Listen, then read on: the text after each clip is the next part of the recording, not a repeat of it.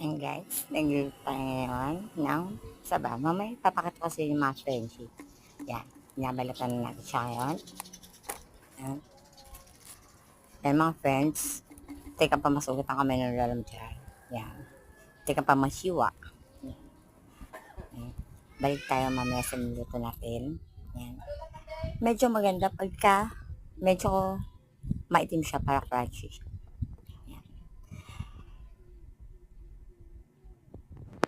Yan guys. Lagyan na natin siya ngayon ng mayo mga friendship.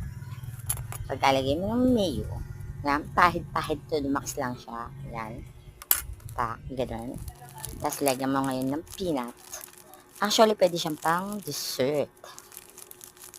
Yan. Pinoktok-tok lang natin yung peanut na yan dahil wala tayong pang ano.